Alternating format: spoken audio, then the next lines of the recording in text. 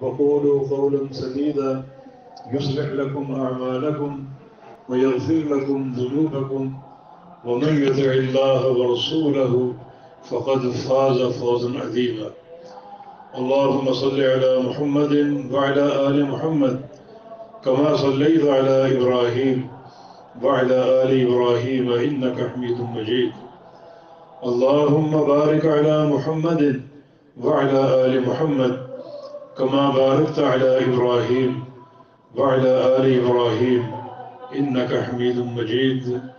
سبحانك لا علم لنا إلا ما علمتنا إنك أنت العليم الحكيم.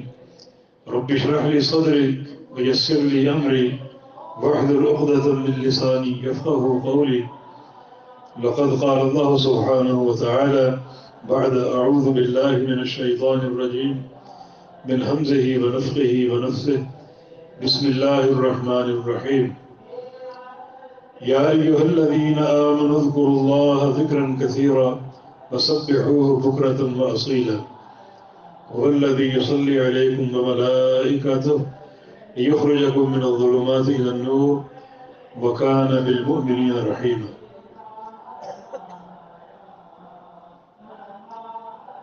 اس وقت آپ تمام حضرات مبارکباد کے مستحق ہیں اور انتہائی خوش نصیب ہیں کہ فیصل آباد کا نور آپ کے سامنے تشریف فرما ہے.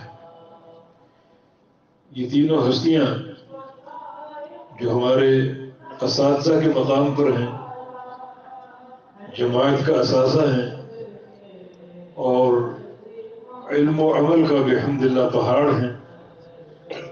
اللہ رب العزت ہم سب کو اور انہیں بھی اخلاص کی دولت سے مالا مال فرمائے اور وہ علمی تشنگی جسے یہ سیرابی میں تبدیل کر رہے ہیں اور اگر ہزاروں نہیں تو سینکڑوں طلبہ اور جانشین کتاب و سنت کی خدمت میں مصروف ہیں، تو یقیناً ان کی یہاں تشریف آوری ہمارے لیے ایک بہت بڑی غنیمت ہے، بہت بڑی سعادت ہے.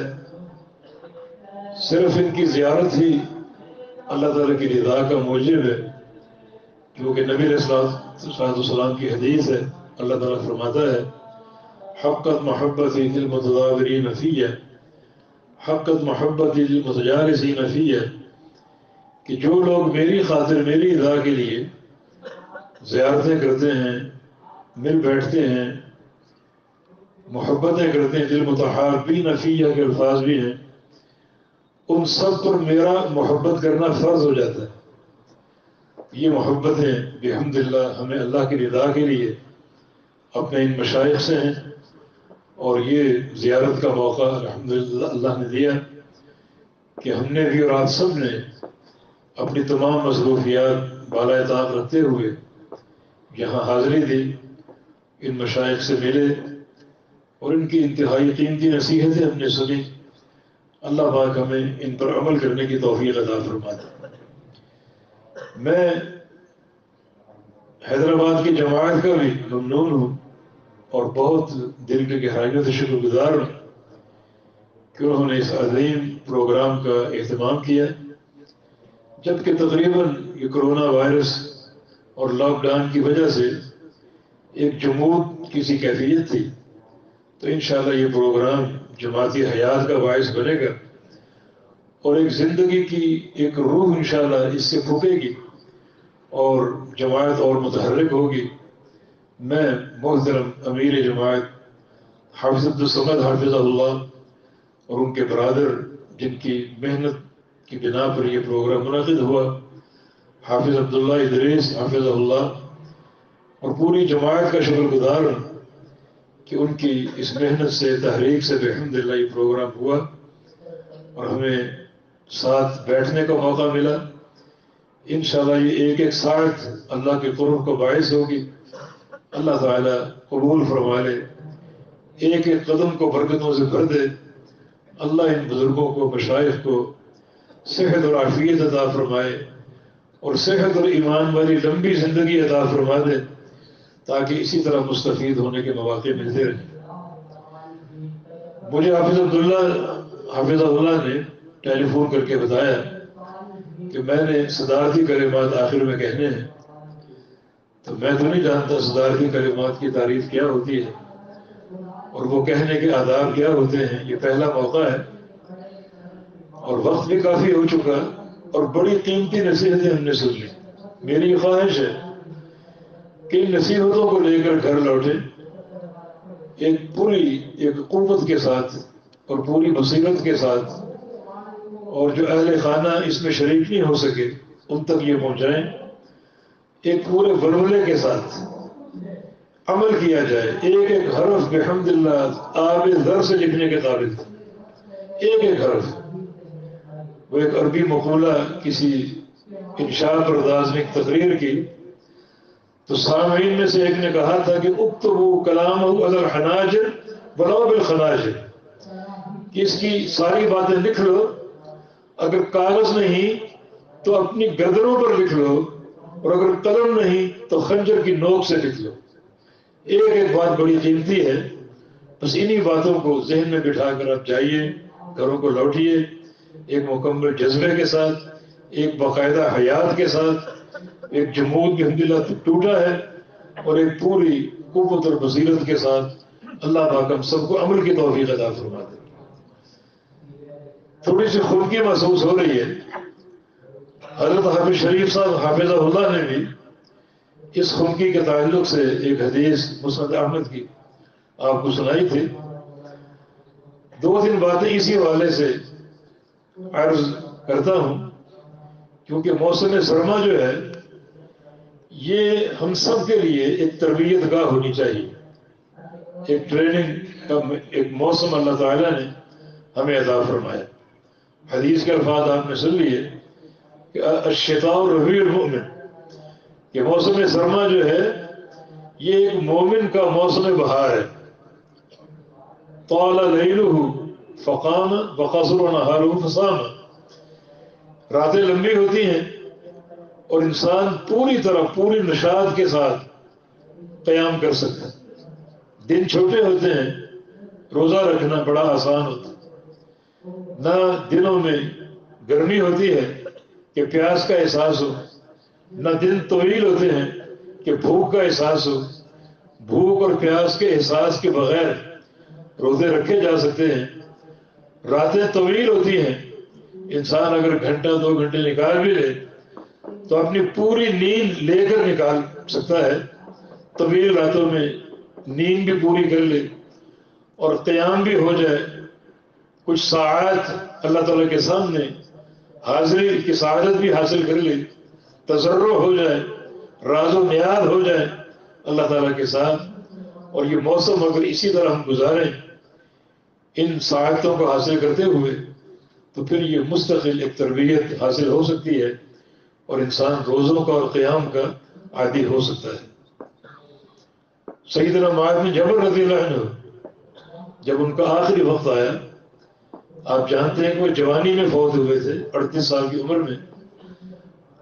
امواس میں شہادت کی موت تھی، تو اپنی وفات سے کچھ دیر قبل وہ رو رہے تھے۔ کسی نے پوچھا کیوں رو رہے ہیں؟ تو کہا کہ موت حق ہے، لیکن موت آنے سے میں 3 چیزوں کی لذت سے محروم ہو جاؤں۔ ایک ظمأ الحواجر، گرمی کی شدت کی پیاس، اشارہ روزے کی طرف تھا، اور دوسرا والقیام فی لیال الشتاء، سرد راتوں کا قیام، کہ نرم بستر گرم بستر کو چھوڑنا، ٹھنڈے پانی سے وضو کرنا اور ایک سردی برداشت کرتے ہوئے قیام کرنا بظاہر کلفت کا باعث ہے، مگر یہ سوچ کر کہ یہ سب اللہ کی رضا کے لیے، یقیناً لذت محسوس ہوتی تھی، اور موت سے وفات سے یہ لذت مجھ سے چھن جائے گی۔ اور تیسرا اعمال الرکب الی مجالس العلماء، یہ مجالس ذکر کہ قدم بڑھانا اور قدم چل کے جانا علماء کی مجالس کی طرف، جہاں علم ہو، کسی عالم کے درس کا اور کسی عالم کے پروگرام کا وہاں پہنچنا اور اس کی باتوں کا سماع کرنا، قرآن و حدیث کے جو انمول موتی ہیں ان کو سمیٹنا، اس سے بھی محروم ہو جانا۔ اس سے آپ اندازہ کریں کہ انہیں کتنا شوق تھا طلب علم کا، حالانکہ خود بڑے عالم تھے اور ان کی علمی شان نصاً ثابت تھی۔ اللہ کے پیارے پیغمبر کی 2 حدیثیں، ایک آپ کا ارشاد گرامی کہ وَأَعْلَمُهُمْ بِالْحَلَالِ وَالْحَرَامِ، کہ میری امت میں حلال و حرام کا سب سے بڑا عالم معاذ بن جبل۔ اور ایک اور حدیث میں فرمایا کہ ان معاذ یأتی یوم القیامہ امام العلماء برتوۃ، کہ معاذ قیامت کے دن اس شان سے آئے گا کہ میری امت کے سارے علماء معاذ کے پیچھے ہوں گے اور معاذ ان کے آگے آگے ہوں، علماء کی قیادت کرے گا۔ اور رتبہ کے الفاظ ہیں، رتبہ کے وقت ہے، رتبہ کے بہت سے معنی علماء نے کیے۔ ایک معنی تا حد نگاہ آگے ہو، اور نگاہ بھی قیامت کی، بصروں کا یوم حدید، نگاہ بھی قیامت کی ہوگی۔ تو اتنا فرق ہوگا سیدنا معاذ اور امت کے باقی جو علماء ہیں، جن میں امام بخاری، امام احمد بن حنبل اور بڑے بڑے اساتذہ علم۔ لیکن اس کے باوجود علماء کی مجالس میں جانا اور اس میں شرکت کا شوق کتنا، کس حد تک کہ اس کے فوت ہونے پر رو رہے ہیں۔ تو ہمیں چاہیے کہ ہم بھی علماء کی مجالس میں شریک ہونے کا اپنے اندر ایک شوق پیدا کریں، ایک جذبہ پیدا کریں، اور یہ علمی موتی سمیٹ کر اپنے گھروں کو لوٹیں تاکہ علم کی قوت ہو اور عمل کی بصیرت ہو۔ سیدنا عبداللہ بن مسعود رضی اللہ عنہ موسم سرما کے آغاز پر فرمایا کرتے تھے مرحبا بالشتاء، مرحبا بالشتاء، اے موسم سرما خوش آمدید، اس طرح استقبال کرتے۔ اور سیدنا ابو ہریرہ رضی اللہ عنہ سردیوں کے موسم کو الغنیمت الباردہ کہا کرتے، ٹھنڈا مال غنیمت۔ ایک گرم مال غنیمت ہوتا ہے جو دشمن سے لڑ کے حاصل ہوتا ہے، اور ٹھنڈا مال غنیمت کو کہ دشمن لڑے بغیر اپنا مال چھوڑ کے بھاگ جائے، اتنا اس کے دل میں ہماری ہیبت پہ بست ہو کہ لڑنے کی ہمت ہی نہ کرے، جرأت ہی نہ کرے اور مال چھوڑ کے بھاگ جائے۔ فرماتے تھے کہ یہ موسم سرما ایک ٹھنڈا مال غنیمت، کہ رات کو نیند بھی پوری کر لو اور قیام بھی کر لو، اور چھوٹے چھوٹے دن ہیں، نہ پیاس محسوس ہو نہ بھوک کا احساس ہو، روزے بھی رکھ لو، کم از کم ایام 20 کے روزے 3۔ رسول اللہ صلی اللہ علیہ وسلم کی حدیث ہے من صام الایام البیض فکأنما صام الدہر، جس شخص کو اللہ تعالیٰ ایام 20 کے روزوں کی توفیق دے دے گویا اس نے زمانے بھر کے روزے رکھے۔ اتنا اجر کہ 3 روزے زمانے بھر کے روزے، حالانکہ عمل قلیل ہے، اجر کثیر ہے۔ اس عمل قلیل میں وزن کس چیز کا ہے؟ وزن محمد الرسول اللہ صلی اللہ علیہ وسلم کی سنت کا۔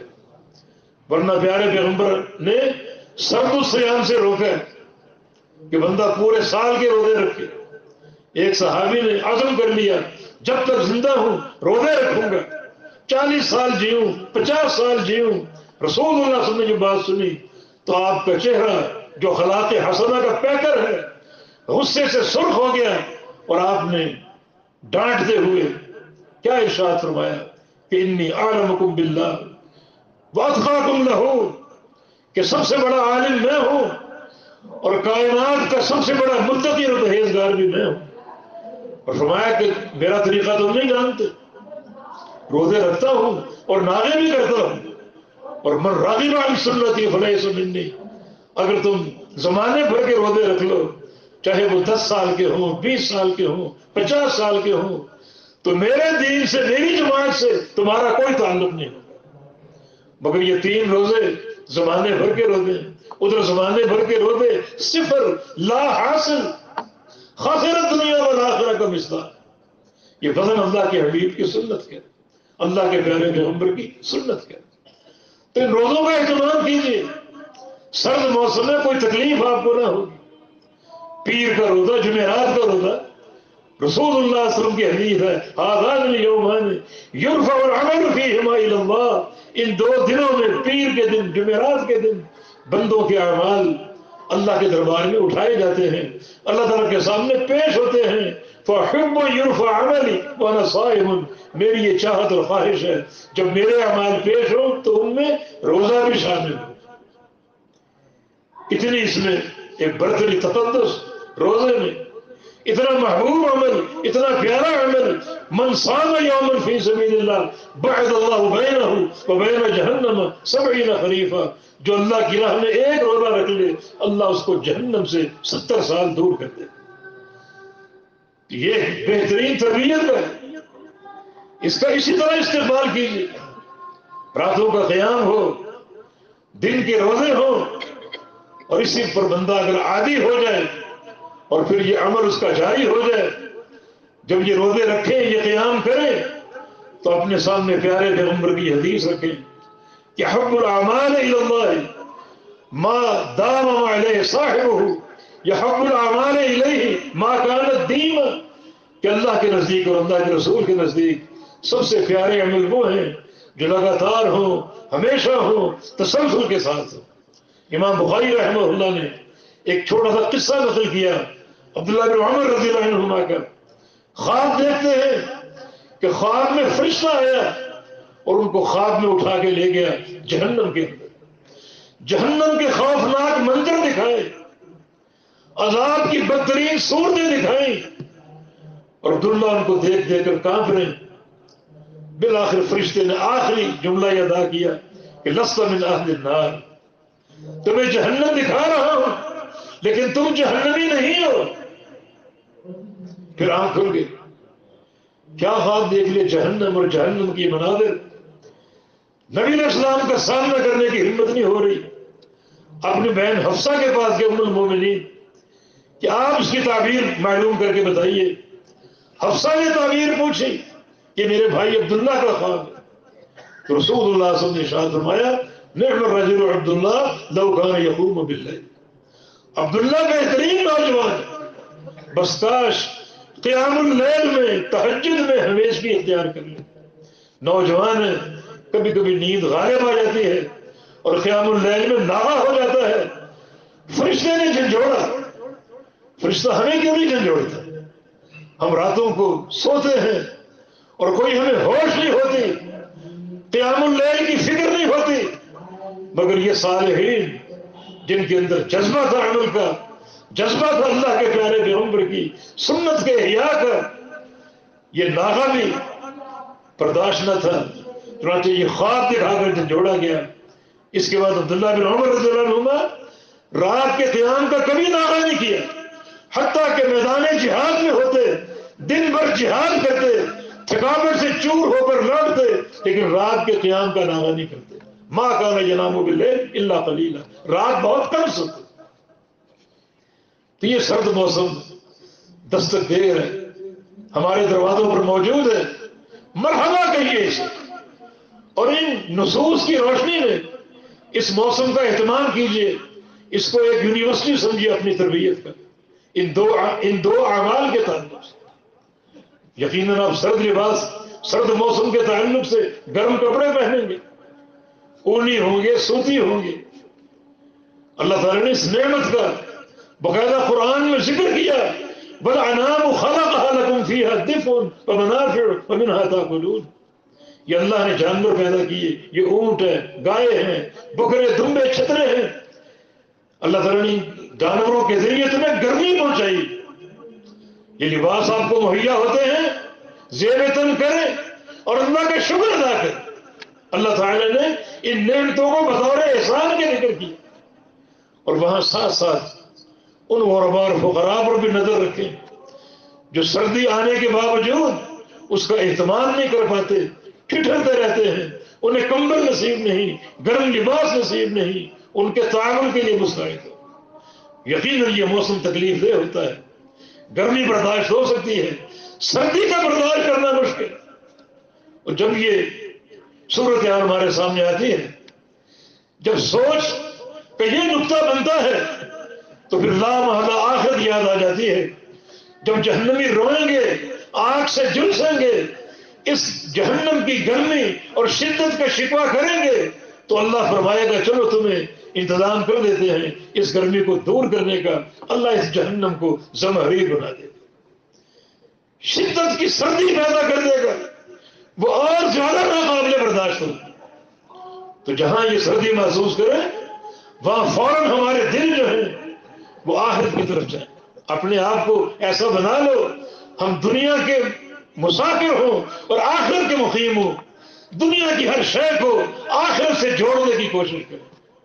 عبداللہ بن مبارک رحمہ اللہ کا ذکر ہو رہا تھا. عالم تھے, محدث تھے, زاہد تھے, متقی تھے. ان کے ایک معاشر کا کہنا ہے کہ میں یہ سوچا کرتا تھا کہ عبداللہ بن مبارک میں ایسی کون سی خوبی ہے جو ہم میں نہیں. وہ شہرت کی بلندیوں پر ہیں, گویا آسمان کا بدر منیر ہے, اور ہمیں وہ مقام حاصل نہیں ہے, وہ شہرت حاصل نہیں ہے. اچھی شہرت یقیناً اللہ تعالیٰ کی ایک نعمت ہے. آخر کیا فرق ہے؟ ہم بھی حدیث کے خادم ہیں, وہ بھی حدیث کے خادم ہیں. ہم بھی درس حدیث دیتے ہیں, وہ بھی دیتے ہیں. باقی نمازوں کا اہتمام, روزوں کا عمل, وہ سارے جاری ہیں. فرق کیا ہے؟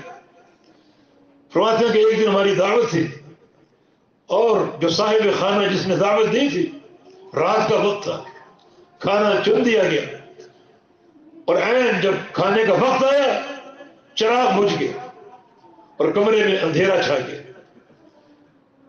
خیر کچھ دیر بعد وہ چراغ درست ہو گیا اور روشنی بحال ہو گئی. تو کہتے ہیں کہ میں نے عبداللہ بن مبارک کے چہرے کو دیکھا, ان کا چہرہ آنسوؤں سے بھیگا ہوا تھا. معاملہ کیا تھا؟ کمرے کی تاریکی دیکھ کر انہیں قبر کا اندھیرا یاد آ گیا, قبر کا اندھیرا یاد آ گیا. یہ ہیں وہ لوگ جو دنیا کے مسافر ہیں. کل فی الدنیا کا انک غریب اور عابر خبیر, لیکن آخرت کے مقیم ہیں. اگر وہ موسم کی شدت دیکھیں, حرارت دیکھیں, انہیں جہنم کی آگ یاد آتی ہے, اور اگر موسم کی سردی دیکھیں تو بھی زمہریر یاد آتا ہے. اتنی شدت کی سردی ہوگی کہ وہ ناقابل برداشت ہوگی. میں خود چند دن قبل, حالانکہ مجھے سردی سے بڑی محبت ہے, سرد موسم پسند ہے, لیکن ایک مقام پر ہم تھے 2 منٹ وہاں کی سردی برداشت نہیں کر سکتے, واپس آ گئے 2 منٹ. اور یقیناً یہ دل اسی طرح متوجہ ہو گیا کہ جہنم کی سردی کیسے ہوگی, زمہریر کا معاملہ کیسا ہوگا. تو یہ موسم ہمیں بہت کچھ یاد دلانے کے لیے آتا ہے. اللہ تعالیٰ کی نعمت ہے, اس کا احسان عظیم ہے کہ اس نے مختلف موسم رکھے ہیں. ہر موسم کی اپنی فقہ ہے, اپنے احکام ہیں, اپنے امور اور معاملات. سردی کا موسم ان تمام امور پر غور و فکر کرنے کے لیے, تحدیث نعمت کے لیے, غرباء اور فقراء کا خیال رکھنے کے لیے, راتوں کے قیام کا اہتمام کرنے کے لیے, دن کے روزے کا اہتمام کرنے کے لیے, اور پھر آخرت کی یاد, گرمی, اس گرمی کے ساتھ ساتھ جہنم کی سردی کی یاد. نبی علیہ السلام کی حدیث ہے, اشتاقت النار الی ربها فقالت یا رب اکل بعدی بعضا. جہنم نے خود اللہ کے دربار میں شکوہ کیا, شکایت کی کہ یا اللہ تیری مخلوق ہوں میں, مگر تو نے میرے اندر اتنی تیزی پیدا کر دی کہ میری آگ مجھے کھائے جا رہی, میری آگ مجھے کھائے جا رہی ہے. فاضل اللہ لها بنفسین, تو اللہ تعالیٰ نے جہنم کو 2 سانسیں عطا فرما دی. سال میں 2 سانسیں لیتی ہے, ایک سانس باہر کو نکالتی, ایک سانس اندر کو کھینچتی ہے.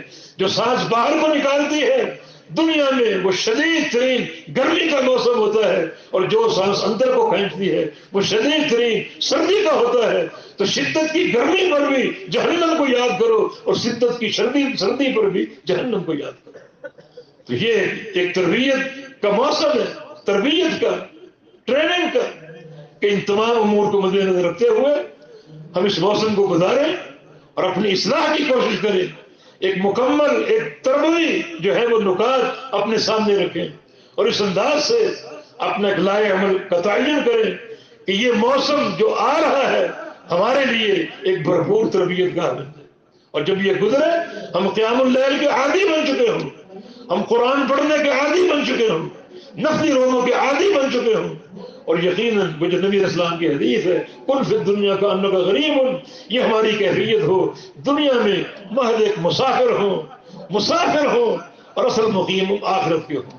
بہت سے علماء سلف, ہم نے رجب میں ان کا ذکر کیا, جب اپنے دل میں وہ غفلت کا ایک غبار سا محسوس کرتے جب دیکھتے کہ یہ دل دنیا کی محبت کی طرف مائل ہونا چاہ رہا ہے تو فوراً اپنی مشاغل چھوڑ کر کسی لوہار کی بھٹی پر جا کر بیٹھتے، پھر بھٹی کو دیکھتے، جلتی آگ کو دیکھتے اور لوہار کا لوہا ڈالنا، اس کا سرخ ہو جانا، پگھل جانا، یہ دیکھ کر وہ بے ہوش ہو جاتے۔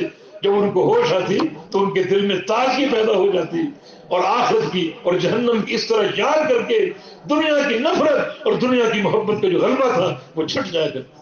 اور ہمیشہ یاد رکھو دنیا کی محبت کا علاج فکر آخرت ہے، بل تؤثرون الحیات الدنیا والآخرۃ خیر وابقیٰ۔ سارے امراض کی جڑ جو ہے وہ دنیا کی محبت ہے، اور علاج کیا ہے؟ والآخرۃ خیر وابقیٰ، کہ آخرت قیامت جو سب سے بہترین ہے اور باقی رہنے والی، اس کی فکر، اس کی تیاری، اس کی یاد۔